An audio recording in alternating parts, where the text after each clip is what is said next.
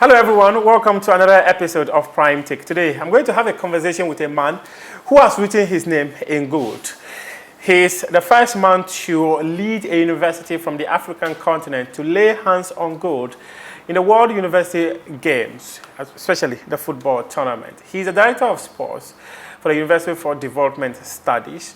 He is also the president of the Ghana University Sports Association, GUSA. He is also the president, in fact, the presidents are many. He's the former head coach of Accra House of Oak, and we are glad to be in the company of Mr. Shaibu Ibrahim Tanko, who is the head coach of University for Development Studies, and in fact, he's also, as I mentioned, the director of sports in the institution. Coach, thank you very much for your time. Thank you very much. Am I right to call you coach? Or no, I mean, the coach is a household name now, so you are good to go with it. Thank you very much for your time. Extremely grateful. How has it been since you returned to Ghana from China? It has not been easy, but easy, like I'll put it, because winning such a tournament, you should know the pressure that will be on you, and everybody want to speak with you, calls here and there, you can't sleep and all that. So this is what I'm going through now. But it's been fun? No, it is. Because you've written your name in gold. Yeah. Congratulations once again. Thank but you. Talk to me, how did your life journey, how did it start from childhood? Tell us that story. I was born in Takrady at the barracks. My father was a military officer. Okay. So from there, he was transferred to Michel Camp here in Tema. That's where I grew. I started my schooling at the barracks. And then my father went on retirement. All along, I thought you were a Tamale boy. No, we went to the north. So I attended business secondary school, B-School. Okay. Yes. After completion, I went to Tamale Training College. However, I was in the secondary school Form 2 when I started playing. Those days, this now Division 1. Okay. Those days it was called Second Division. Yes. Yes, it was called Second Division. So I played for Roadmasters. There was a club called Roadmasters. It belongs to STC. Okay. So we qualified to the Premiership in 86. So we played for one season and went to relegation. Okay. By then I was in Form 4, so I went to RTU. Okay. I went to play in RTU 87, 88, 90, 89. Then I went to training college, to Kotoko. Then 91, I don't know what happened. I left RTU after completing my educational okay. After school, journey. You left RTU? I left RTU to visit my uncle in the Volta region, who was a consultant with AESC. So whilst there, I went to train with Voradeb. There was a club called Voradeb. Yeah, I remember Voradeb very well. Yeah. So I went to train with them. They saw me. They said, no, this guy knew how to play football. They wouldn't let me go. So the then owner of the club, Professor Mausi, the late Professor Mausi Dake. Yeah. So he said, no, they should retain me. So I stayed there as a teacher and as a player. So I played with Emmanuel Ajogu and I don't know if you can remember. Okay. Yeah. Samuel Bakai, Kennedy Joshua, and all that. So at a point, our coach left unceremoniously. That was somewhere in 94. So in 94, I took under 12, the region under 12 boys to Cape Coast for inter-regionals under 12. Were you a PE teacher? Yes. No, they made me a detached PE teacher. A detached, okay. I was a teacher, but they made me there, so I wasn't teaching. Yeah. I was always training boys and all that. Oh, so that's how my coaching career began. Oh, really? Yes. Okay. So the likes of Ibrahim Atiku, I don't know if you can remember. Yeah, I've heard of So Atiku was my boy under 12. I trained him under 12. Then Asian was playing under 12 for Central Region. Michael Asian was playing under 12 for Central, and I also had Atiku in my team. So that is how I began my coaching career. So when I came back from the tournament, our coach left unceremoniously. So Prof said, look, Tanko, you have just taken boys to this. We were third in that tournament. Now you just took boys there. So combine playing and coaching at the same time. I was very young, so I said, no, it's difficult. So I have to stay back, and now went into coaching. So any course that was being organized in this country, he will let me attend it. So I've been, my colleagues are the likes of Bashir Hayford, Celastete. I was a young boy. What's the name? Benkaidi, I don't know if you can remember. He was playing for Olympics. Oh, okay. One of the top stars, yes. Yes. So he was saying, no, he would take me back to Olympics because I was too small to be a coach. So that's how I began. Then I coached, qualified them to now Premiership. Yes, I qualified them. That was somewhere 96, 97. I qualified Voradeb to the Premiership. Even as a young coach? As a young coach. But initially, when they gave you the job, you were like, oh, it is too difficult. At what point did you accept it? No, I saw it to be a challenge. But my colleagues that I was to train, and they understood, they agreed that, oh no, I should go, I'm good to go with them. So were you combining playing and coaching, or you left That was what they wanted me to do. And I said, no, it's difficult. To combine the two. To combine, so I stayed back and then I took it up. You took it up? Yes. I'll come back to this story, but describe your upbringing for me. Yeah, my upbringing was so solid that my father, like I mentioned, a military officer, a disciplinarian. Mm-hmm. So going out was a problem, but I knew I wanted to play football. I mean, that was your goal. Yeah, that is it. I wanted to play football. But fortunately, I combined both with academics because I was a good student. Okay. When I was in senior school, every year they called me out one of the brilliant students in the class. That was what my headmaster used to do. Every year you call brilliant students, and I was always there. Okay. Right. So I was able to combine the two, and then that was how I grew up. Then from there, I went to University of Education, Winneba, to offer my first degree. Okay. So I completed the first degree, and they retained me as a university coach. So I stayed there, and then. So even when you went to University of Education, Winneba, yes. You coached the university? Yes, I coached them. I coached the university. Which year was this? That was 98 to 2002. Wow. Yes, 98 to 2000. I was coaching there were some courses which were football. Yeah. They would call me out, and I would go and take them through practicals. Yes. Even my mates, I taught them football. Yes. Like, were you learning the coaching basics and all that? They saw me to be somebody who had the experience from outside before coming. Okay. And so they were using me. Otia Kenten had a class. You know, he was staying with me, but he had a class. He's football. Still even there right now? Yes, football. So he would say, oh, I should go and, he knows I can handle them. Now I'll go and give them whatever you want me to teach them. I teach them. Yes, so that was how I developed myself until today. Wow. Yes. That's quite an interesting one. Yes. Was your father a hard guy? Yeah. Soldier man, he doesn't want his. And I was the only Tanko, the name Tanko, you should know. 3 ladies before me, 2 ladies after me. Yes, so I'm in between. So I was the only boy then until our last guy who also became a boy. Okay. So that was how my father, so he was always looking for me. So you have 5 siblings? Siblings, yes. Plus yourself 6? Yes, no, we are 7. You are 7? Yes. Hey, your father can strike. Yes, he was a striker. So that was how. So after completing this place, Real Sport, I coached Real Sportif. Oh, really? Why Ibrahim told Otia Kenten that he needed me.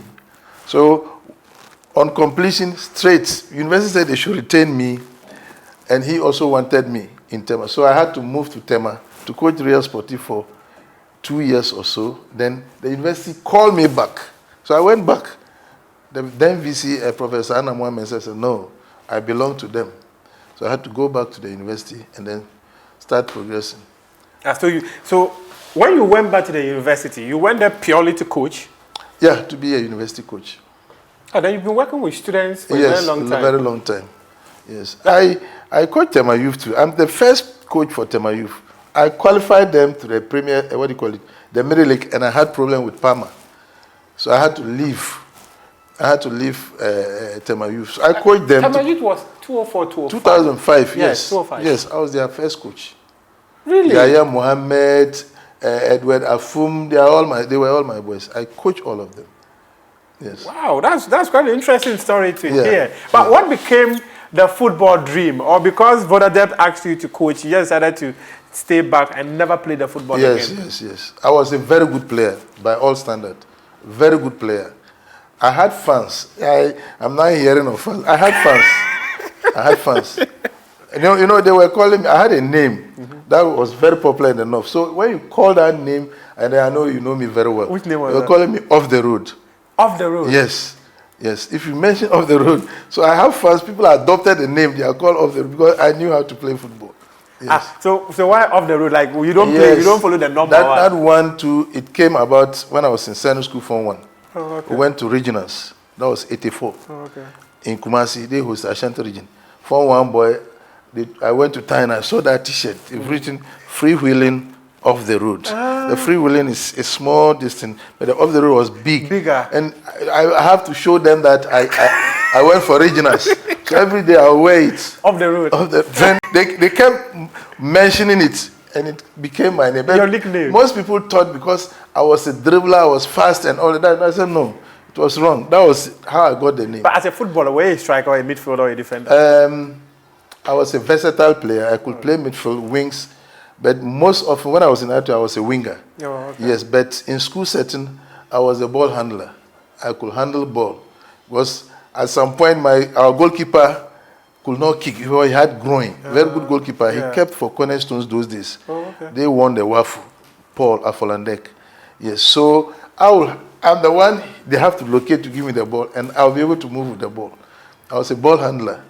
Yes, so I was, more or less a complete player. How many years did you play for RTU? From 88 to 91, 3 years. You played there for 3 years. How would you describe those days?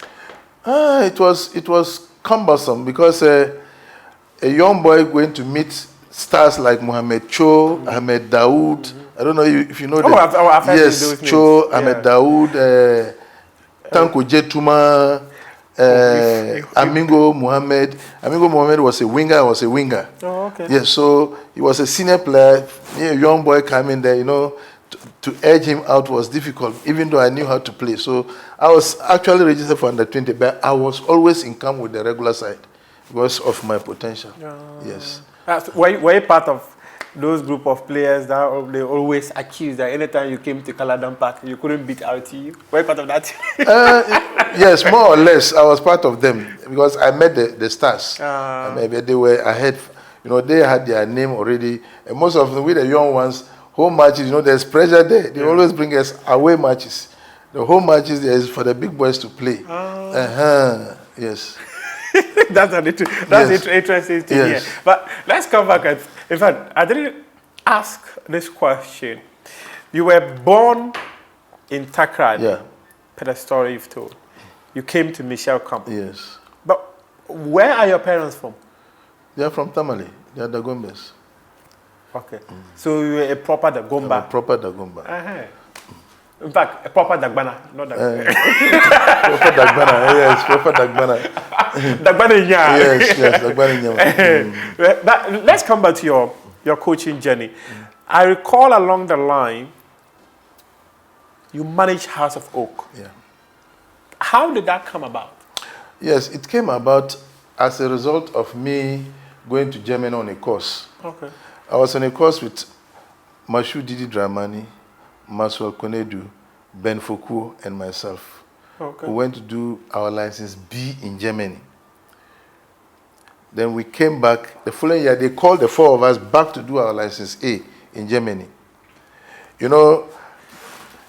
So when we came back, Mashu Dramani was with Black Queens then. Maswell Konedu went to All Stars. Ben Foucault was Black Maidens or one of yes. So I was the only one with that because I was with the university. I had no club. Oh, okay. So I was clubless. Then Black Stars equipment officer, Alaji Sheriff, I don't know what is it, from Prestia Mindstars. Okay. He was one of the board members of Prestia Mindstars. So he told Otia Kenten again that they needed a coach. They were playing their league. Zone 2. Yes. They were playing their league and they had 4 matches to go. And they were afraid they would not be able to qualify for the middle league. You understand? So he told him that he should get him a coach because his coaches were not qualified coach, but they were doing well. Yeah. So he told him that, look, there are some 4 guys who went to Germany and came back. There's one in Winnipeg, he has no team now. So he should talk to me. So he called me. So when he called me, I said, he should give me 50 minutes. So I called Austin Lugutera, Legon Director of Sports. Yeah. We are very, very close. Oh, really? Yes. We were even roommates at a point in the university. Oh, I see. Yes. So I told him, and he said, okay. He's not Dr. Austin Yes. Lugutera. So he said, I should try. I should give it a chance. So the man called back, and I said, okay, I'll go to Prestia from Winneba. I said, I'll go. 4 matches, I'll go and clear it. Then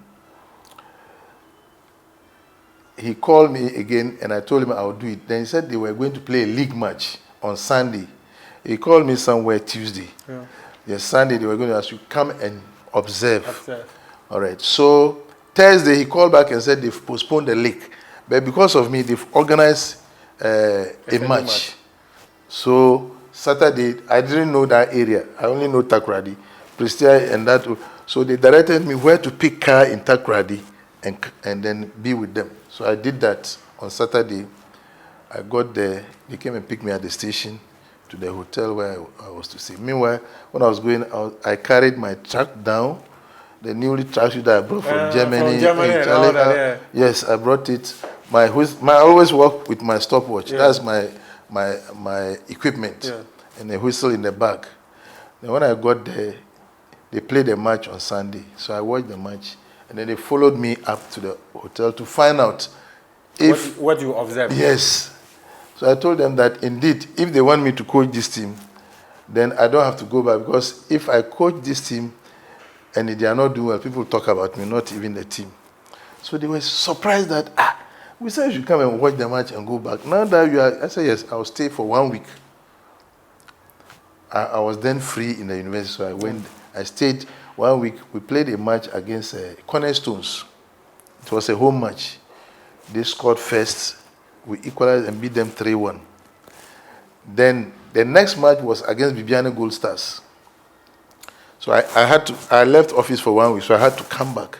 So I came back and gave the coach, the assistant coach, he was one of the top stars in this country, Charles Akins. He was playing for Azakes. Yeah, I've heard of Charles Akins. Yes, he's deceased now.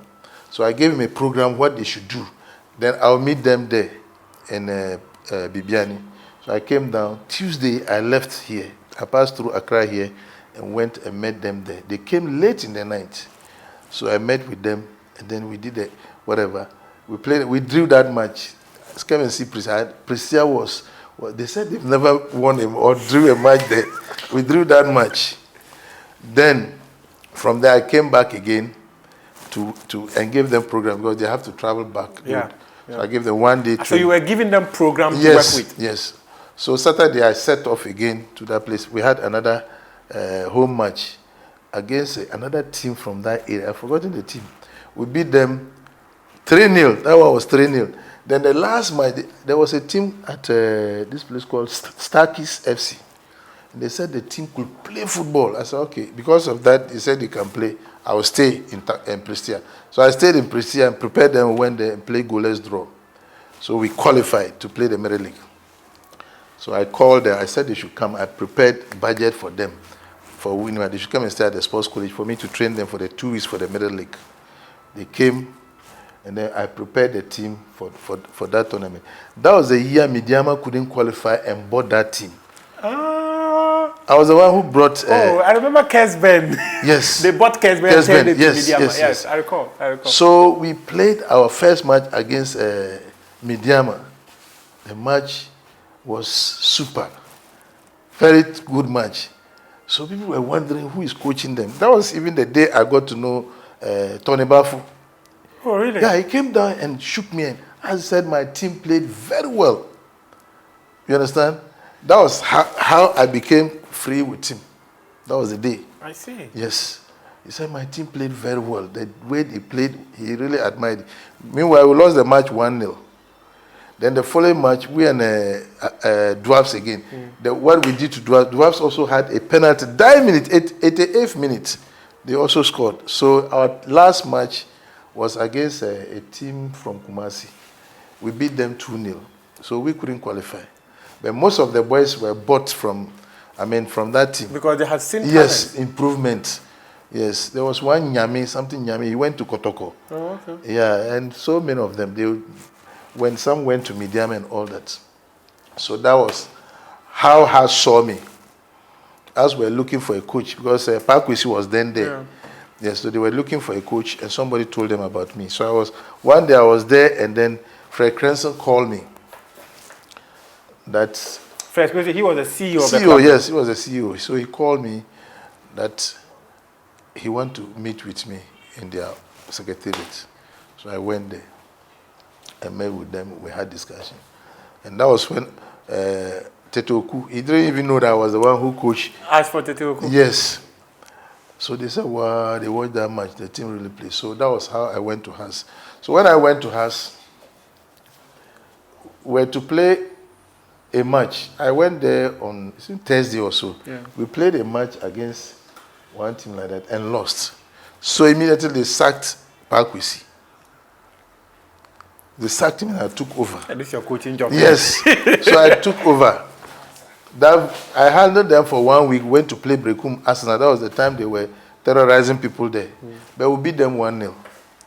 We beat Brekum Arsenal 1-0. That was the first win for House of Folk in that, in that area. Yes, we beat Arsenal 1-0. And then we came back. I continued until at a point they were bringing, they said I was too young, or I don't know what they were thinking about me. They were bringing CK Akono. You were there before CK came? Yes. CK came, was it 2011, 2012? Yes. 2012 there. Yes. So I felt, no, I mean, I'm too experienced and matured in coaching. Somebody, I don't know his pedigree, but I said, no, I can't be an assistant to. Yes. Were the results not good? Were the results not good? No, it was good. It was good, but I said, no. I cannot. So I resigned. They were not sure. Fred Crenson asked me severally. I said, yes, I'm going. So that's how I left House of Folk. It was because I am in charge now. You are bringing somebody. I mean, my last match was against Midiama, even in Takwa. We played 1-1. Laia Kingston equalized the goal for us. Yeah, I remember. Yes. So I was in charge. Laia Kingston equalized the goal for us. After that match, they brought him and said, no, I'll leave. Because I also have a repetition. So that was how I resigned from House of Folk. Yes. But in fact, okay, I'll come back to House of Folk. Yeah. But there's one thing I want to understand, which clearly has to do with you working at a university. Yeah. And also working with Christian Minds. Yes. Then later to House of Folk and all that. At a university, were you focusing only on the team, or you were also lecturing? I teach as well. I do part-time teaching. I coach coaches. I teach them how to coach. Were you at the University Sports College? No, I was with the university. UEW, yeah. Oh, okay. Okay. You know, we have a coaching class. Okay. Yes. Most of I have Mercy Tego was in my class. There's one John Eduafo. Yeah. They are all my products. Oh, I taught them in the university. Oh, okay. Yes. Okay. And the one who qualified, Adriana Abdurrahman something. Yeah, he was in my class. Oh, really? Yes. Oh, I see. That's interesting. I taught them football. Yes. Wow. That's a good one. Yes. Now let's come back to the House of Folk journey. Yes. Was it a difficult one? No, it wasn't a difficult journey because for all I know about House of Folk was that there wasn't interference in my job. I remember, at the time? No, at the time, there wasn't interference. Fred would only ask me, Tanko, where is the selection? I'll show it to him, and he will look and say, okay, that's why you want to play. Go ahead. This was all what? Training, nobody interferes. I give my programs when we should train and all that. There wasn't any problem. Were you disappointed with the decision of the club to bring in CK Akono? You know, I wouldn't say yes or no because, you know, these big clubs, when they are there and they hear Kotoko is doing something, they also do it. Yeah. I was there when Kotoko brought the Serbian coach with Maswell Kunedu. Kunedu was assisting him. So when Has heard that, they also went and brought Vucesevic. Yes, I remember. Now, I'll tell you, Vucesevic was relying on me. Believe you me. He was relying on me for training sessions. Yes, if I was late in coming from Uniba, he will continue to call me until I get there. Because I know I do my training and he was just supervising me. He would tell me, it's good, you know this right. So that was how, I was there with Damba. Damba was our goalkeeper's trainer. If you meet with Damba, yeah, he would tell you. He watches this show all the time. Yes, so I was that type. You know, I do everything for the white man. He was like a technical director sort, but he was in charge. I do the work for him, and he was in charge. So when they sacked him, I was still there handling the team. They are bringing somebody again. I said, but how are they looking at me? Well, is it that I'm not good? But, you know, that is one thing about you guys. I always say the journalists don't know us. Don't know the coaches. Yes. So you praise somebody, then we sit there and say, what is happening, Kura? You understand? So educate us. What do we do? That is not right. What do we do that is not right? Penetrate through us. Penetrate and get to know those who are really there. Who are really there. I told Coach Ade, I'm bringing you back, the late Coach Ade. He listened to an interview I granted with Wallace, that Christian Master's Media match. Yeah. He asked me, where have I been that they are not seeing me? I said, look, me, I'm like a chop bar without signboard. If you taste my food, you know that I cook. Because signboard will not materialize again. So anytime I see someone say, Tanko, bra. What did you say? Chop bar without signboard. Yes. You know, there are chop bars like that. Oh, yeah, true. There's one here, just around this your area. They call it Heavy Do. Heavy Do. Yeah. There's no signboard there. Is it not true? But people go there to eat. So that is me. Unless you come to me, you get to know that I am good. I don't blow my horns. Unlike those who say, don't marry your wife. Yes. So I'm that type of a coach. I don't blow my horns unless you test me. Yes. But overall, how would you... Okay, now let me put the question this way. What would you describe as your highest moment of coaching? I'll come back to your educational journey. I want to talk about educational journey because to be someone who has been able to combine all these things that you've been able to do, to be the director of sports and at the University for Development Studies, then the president of GUSA, the president of the West Africa something, plenty titles that you have them. But talk to me, what would you describe at this point being your highest moment as a coach? Yeah, initially it used to be when I was able to qualify RTU from the Division 1 to Premiership. Yeah. You know, they were in Division 1 for several years, about 8 years. Yes. Until I got to Tamale, I was able to bring them to, that was my appreciable. But now this one has just concluded, justify whatever I wanted. Because after World Cup, what else?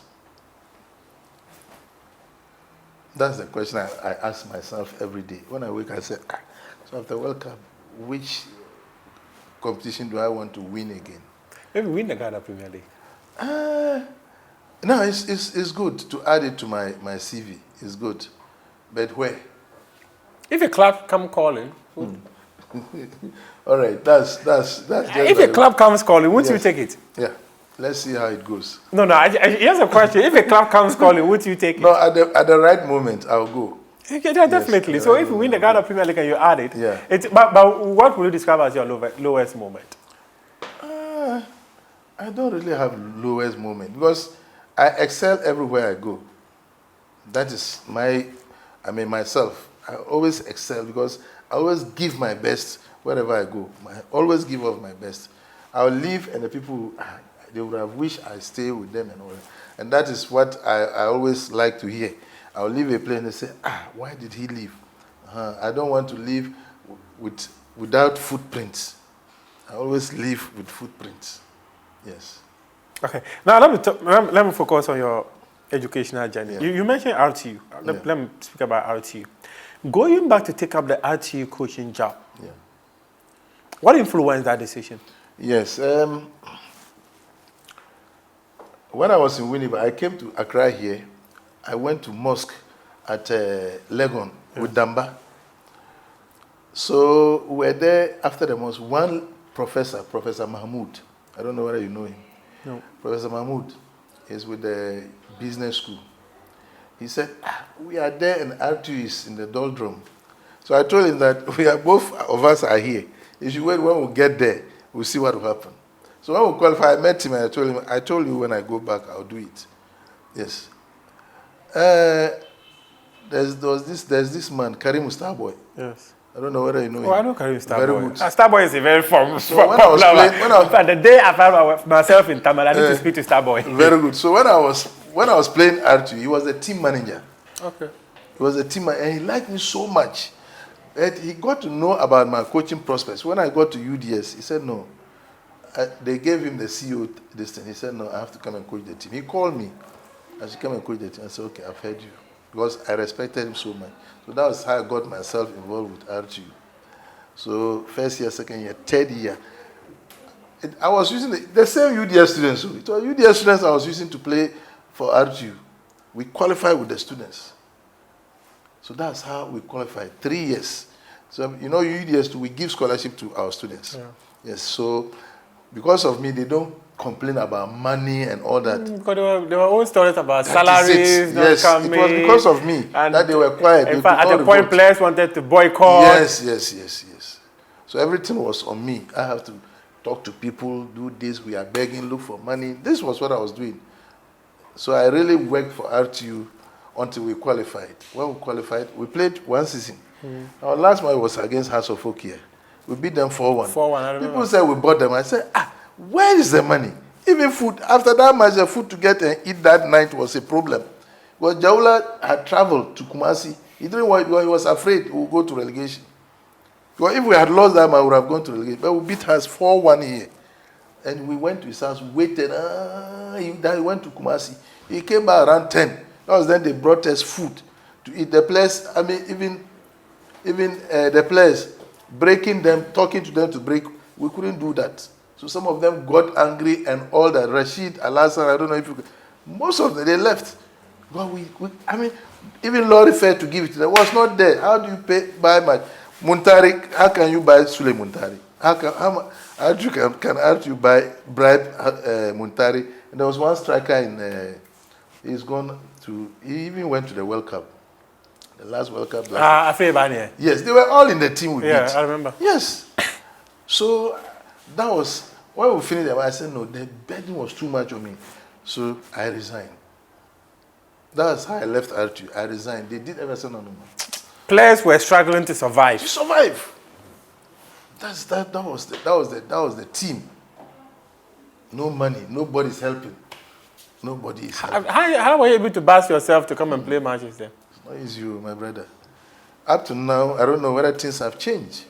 So this was the situation I was working.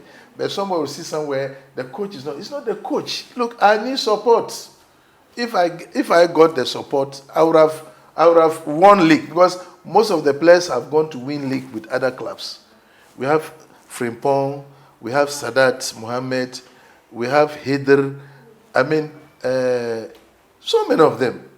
They were good. If I handled them continuously from that first year, I would have won league. Would have won league because they knew each other. They had confidence now to play and what have you. So that was the situation I found myself. And any coach who could have gotten there would have suffered the same. Maybe Amai would have been better. But isn't it a bit bizarre that you play a match, you finish. You have to wait for the late M&D Jaula to come before you can eat. Yes, before we can eat. Yes, it happened. Was he the financier of the club? He was the only person who could give you food to eat? He understands football. You know, he brought in Ibrahim Mama and Dr. Nashiru to come and help. Assist. But the people will not give them that, financial support. Will not give them that freedom to operate. There was a big problem, and it's still there, I don't know. Because we saw engineer and planners as a sponsor. He came in. You know, when we qualified, we played this ceremonial match to pick the trophy. Yes. He came. That day, he raised funds about 580,000 Ghana cedis that day at the stadium for the club. He raised funds there. Then he said all the old guys should withdraw and leave it with them. So we started. That's how we brought David Abagna. Abagna Sandan and Co. You know, even though he was a student, but I was playing for Goldfields. Yes, I remember. I said, come back. Now we have qualified. So I brought him to join the club. So this was what I was doing for the club. But you know our people. No, so why were they reluctant to allow him to lead the team? Or they felt he was taking the club away from them? Your guess is as good as mine. But it's quite a difficult situation. But based on what you know about RTU, because the way you spoke about it, you sounded so passionate about the issue. Yeah. This clearly suggests that this is something you have some affection towards you, but certain things are not done right. What advice would you offer to RTU to make it succeed? No, they should be professional. That's all about it. They should be professional. When you say professional, that's vague. Yes. What is professional? Do what is required of a team to really live up to expectation. What must be? What should be done? Yes. For a club to. They should have a comprehensive budget outlining whatever they are going to do for the year. They don't have that? I don't think they have it. When you were there, that was not there? Yes, maybe now they will have it. Or when I was there wasn't any. The budget will be there. Who finances it? Who takes what from the budget to do what? Yes. At a point when we are even going to travel, they have to go and look for somebody out. They will come, Mustafa, can't you give us 1,000 cedis? They will put it together and then get a bus. That is it. That's the reality that I was in. My money, I was giving my money. Players, I give them money. My motor fuel, I do all those things for them just to make them play. You understand? So it was a difficult. Or if you were doing that, then you were not even on salary. But were you on salary? I was, but as whether I've collected my salary. I even took them to what do you call it? Status committee. Eventually, they have to go and see people to talk to me. I left it. That's it. But you were there and the club was not paying you. How many months cumulatively were they owing you? Oh, about 6 months. And I was working. So you can imagine you working. I mean, I'm a professional. Professional, because we are playing professional league. And a coach is there. How much was the salary? No, I won't be able to discuss. No, because if the money is plenty, it means the club cannot pay. No, it wasn't anything. It wasn't anything much. Well, I saw someone's salary, the salary of one coach, which was like 1,500 cedis. So you can imagine what output are you expecting from the coach? 1,500. We are. I mean, it's a very sorry state to pay a coach. How did you feel when you heard RTU had assembled some boys to come and play a match So you see, I felt bad because how can somebody be leading a team like that and you allow this thing to happen? No, it shouldn't happen. It was indiscipline, the highest order. If you don't have players to go and because the players revolted, so I heard that they wouldn't go but they've not paid them. Yeah. So you see what I was saying. So they couldn't raise a team. That is it. Say you can't raise a team, they will fine you and you pay than to go and do that, disgrace yourself, disgrace the entirety of the North because we are all part of it. Yeah, and it's not the pride of the North, including you. Definitely. Even though you are a Kotoko supporter, the northern blood is in you. So naturally, if you are from northern Ghana, RTU, and anything not you're associated with it. RTU could have, it's as big as Kotoko. It's as big as Kotoko, but we joke with it. Look, I weep within when I see them. No, I said no. They don't want to become what they want to become. RTU is bigger than any other club in Ghana here, apart from Hans and Kotoko. Yes. It's a traditional club where everybody, love to see. But the people don't want to see it like that. They are looking at it in a different perspective. Who are the current leadership of the club? I don't know. I don't really go to I don't put myself with RTU issues. No, I don't do that. Is Starboy still there? No, he's there, but he's not with RTU. Maybe he's No, I know he's there, but in terms of managing the club. He's not part of the management. He's not part of the management. Starboy, I need to have a conversation. Yeah. Starboy, Alaji Griza, yeah, and then Sami Kufo. Yeah. These are the people I want to have on this show. Yeah. Starboy has got some interesting stories that I've heard. People have shared so many stories about him. Alaji Griza, oh God, incredible fella. I need to have these people on this show. But coach, now let's come and talk about the classroom. Classroom to the pitch. How do you combine the two? Yeah. Now I don't teach. I'm only an administrator. Okay. A director, I'm an administrator. Yeah.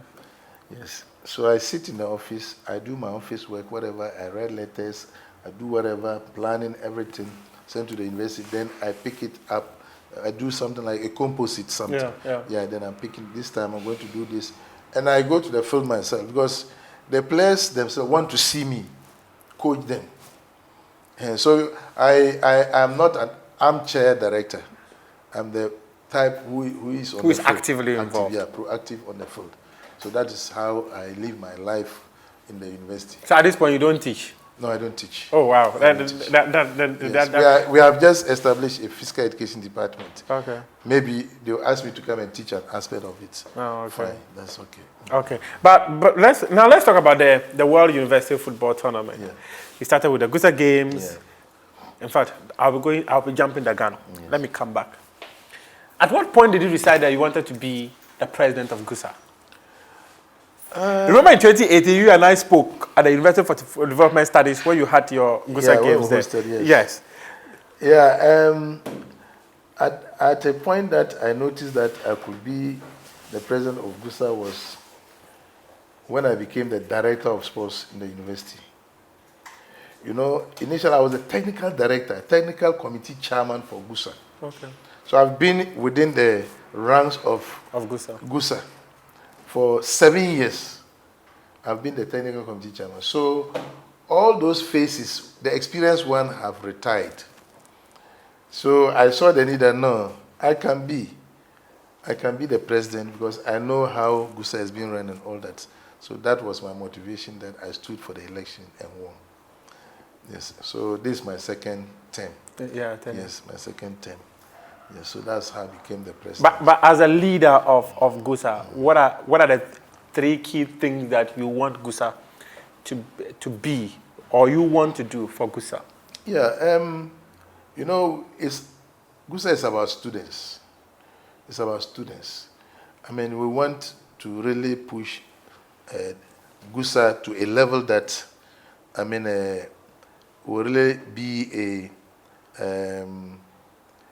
an envy.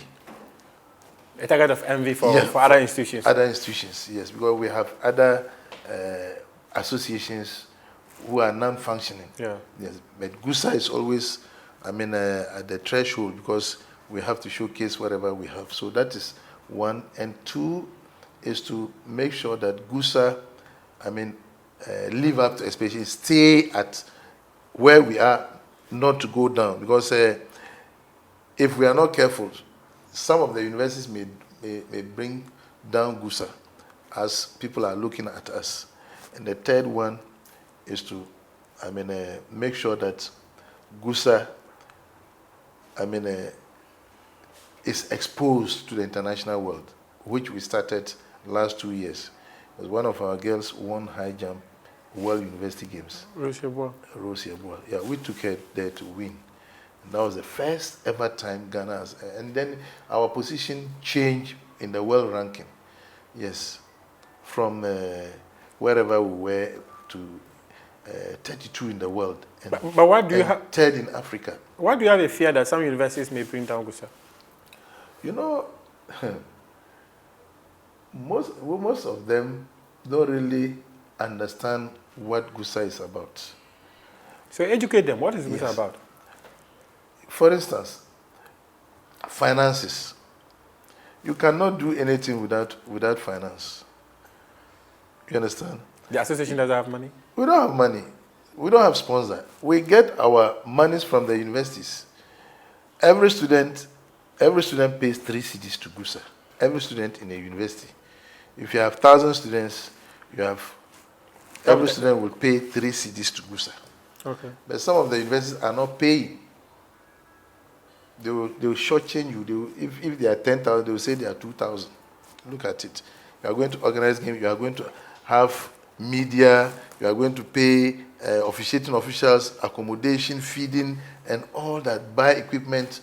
All these things consumes money. This suggests that there's no commitment from your members. That is it. Then there should be a deliberate strategy from your end for them to be committed. Yes, we have done that. We have done that. We met with the Minister for Sports and Recreation, and Education, both of them. Oh, okay. We told them about our challenges. So at that level, they will be able to correct it. VCG, always we tell VCG, Vice Chancellors Ghana, this is what we, up to now, I will tell most of the universities have not paid their dues. We are ending the year from January to this time. How much do they pay as dues? That's why I said 3 cedis per student. So that it means that depending on the number of students, yes, that will determine how much that institution will pay to GUSA. Yes. So that is how it is. So if they are even 10,000, they will tell you it's 2,000. They will pay 2,000. Meanwhile, at their speeches, on occasion, they will tell you they have this number of students. But if you have the data, of the number of students, so GUSA should also be deliberate about getting data from our members. How many students are in this institution? If you're deliberate about that and you have the data, they're gonna come and shortchange you by saying that 2,000 when the people are 10,000. They will tell you stories. The stories are that some have not paid dues, some have not paid fees yet, some have not done this yet, some have paid half. So they can't pay you full. These are the stories you hear. It's pathetic. Yes, pathetic. But that makes it quite a challenge. Yes, and some will say they won't go for these games. They will block their students, they won't go for this game. Meanwhile, it's meant for the student. You've collected sports fees, and you are saying they won't go for games. Equipment, you won't even buy for them. So most of them are really killing sports. How do you intend to change that mindset of institutions? Yeah, we are trying through VCG and then the ministry. We are trying to correct those measures. Okay. From GUSA, you are also West Africa. West Africa, yes. Yeah, West Africa Federation has been in existence somewhere 1960 that way, but it came to a point that it was dead. We have 5 zones in Africa. We have West, East Africa, North Africa, Central Africa, and then South Africa, Southern Africa. Southern Africa. Yes. All of them are functioning apart from West Africa because, West Africa is dead. It's dead. Nobody is ready to come out to initiate, activities and all that. So once upon a time, there was a meeting in Ethiopia. They invited institutions, so I went. Now, when I went there, they realized that I could be somebody who could lead to resurrect or bring back West Africa University Games again. The last time WAUG was held was 2018 in Nigeria. Because there was a president who is non-functioning. He doesn't move, he doesn't do anything. So they said no, the administrators of FASU said no. They appointed me there. Myself, one guy from Senegal as the secretary, and another one from Nigeria to be our advisor. So we should try to bring it back. So we did. I used my money traveling to countries, trying to talk to, universities to listen to us and all that, until I got Obafemi Awolowo University, Nigeria. The Vice Chancellor agreed for us to have a championship. Yeah. So if we have the championship, we can have our elections. Yes. So we did that, and then we had our elections. They voted me to continue. To continue to lead them. Yes. So that was how I became a leader of West Africa. I was appointed, and I managed to do those things. And they said, no, I'm revitalizing it, so they have to give it back to me. Otherwise, if they give it to somebody, because there's no money sitting anywhere, I have to use my resources to do that. Until we get money, before I pick my money out, there's no money. You understand? Goods are no money. No money. First, West Africa University, no money. Because those who were there, now look at me. Intelligently, I made the Vice Chancellor of Obafemi Awolowo University as the patron of West Africa. Said that there will be oversight responsibility on him to look at what we are doing. What you are doing. Otherwise, when we finish games, I will collect the money and put in my pocket and go away. So, but now, there's now corrective measures and then checks and balances. That's what I did. You understand? We were to have WAUC in Legon. Legon said they could not this thing. So how many institutions were to come? No, the whole of West Africa. It's West Africa. So the number of universities who will come will partake in it. So in a letter, correspondent from Legon, I forwarded it to him. So eventually when they said they could not, I forwarded it to him and he said, Tanko, President, that's I call President, I will organize it for you. But that will be next year, October. We're to have it October here because it was too short a period for him to. Yeah. So next year, October, we'll have a complete this thing at OAU in Nigeria. Wow. Now let's talk to the University World Championships. Yes, you're a world title winner. Yeah. How did you do it? Yes, it was not easy and not difficult because we had FASU games in Nigeria where universities are to converge and play to get one out of the lot, because that's one slot they gave Africa. FISU, Federation of International University Sports, only one slot for Africa. Meanwhile, when you go to Europe, they have 4 universities. I don't know how they got them, but Africa only one. And that's because the last 2 editions, Mekelle University in Ethiopia, they qualified. There were 3 universities who traveled there to play. So one university, they won and went. Then the second one was 2022 in Kenya, Kenyatta University. Yeah. They also qualified. We went there, but we were quarter-finalists, semi-finalists. We lost in the semi-finals, so we couldn't get to finals. So they went. And any of them have never crossed, the quarter-finals or semi-final? Group stages. Only one draw, one of them played. They lost all the matches. So you see, that was how it. So when we went to Nigeria, we were in a group of 2. Legon was there. Legons were also there. They were in the other group. We were even 5 in our groups. They were 4. So we played our first match against the host, University of Lagos, Unilag. We beat them 1-0. First match. The second match we played against a university from Guinea. They beat us 1-0. Then our third match, we won 4-1. Then our last match, we won 3-0. Then we went to semi-finals. We were 2 groups. Yeah. We went and met a Nigerian university, Fuyi, Federal University of something. We played with them. It wasn't easy. Penalties that we edged them. We beat them on penalties in the semi-finals. You remember this one too? Yeah. We won. We qualified against the University of Grenada. Yes. So we went to finals against the host again. Those Unilag. Unilag again at their home ground. The crowd. So I told them, well, look, we have 90 minutes to go to China. So kill yourselves. Yes. So that was the trick. We went in first half, 2-0. First half. We came out. I told her, hey, if these people should get a goal, we'll be in trouble because they will support them to equalize. Then we went in again. We held them until 82nd minute. We scored a 3rd goal. Then I now went and sat down and said, this one, 8 minutes, you can't equalize 3. My team, this team, when the team is gelling. Yes. So that was how we qualified for the world stage. So since then, I drew a comprehensive program, budget, everything I gave to the Vice Chancellor. So he was thinking, hey, Director of Sports, can we get money to? I said, we'll get.